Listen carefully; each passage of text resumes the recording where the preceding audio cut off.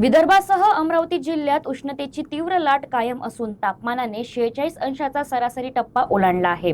संध्याकाळी उशिरापर्यंत उकाडा कायम असल्यानं नागरिक हैराण झाले आहेत।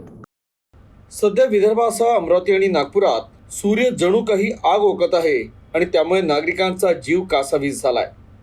शुक्रवार आणि शनिवार उष्णतेची लाट कायम राहणार आहे, तर 22 आणि 23 तारखेनंतर उष्णतेमध्ये घट होणार आहे, असा अंदाज हवामान विभागानं व्यक्त केला आहे। कूलर आणि एसी लावूनही उन्हापासून सुटका मिळत नाहीये। वाढत्या तापमानामुळे उष्माघात होण्याचा धोका वाढला असून जिल्हा प्रशासनानं नागरिकांना विशेष काळजी घेण्याचं आवाहन केलं आहे। प्रशासनातर्फे नागरिकांसाठी काही महत्त्वाच्या सूचना। दुपारच्या वेळी अत्यंत महत्त्वाचं काम असल्याशिवाय घराबाहेर पडू नका। बाहेर जाताना डोक्यावर टोपी, रुमाल किंवा छत्रीचा वापर करा। शरीरातील पाण्याचं प्रमाण कमी होऊ देऊ नका। लिंबू पाणी, ताक आणि ORSचं सेवन करा।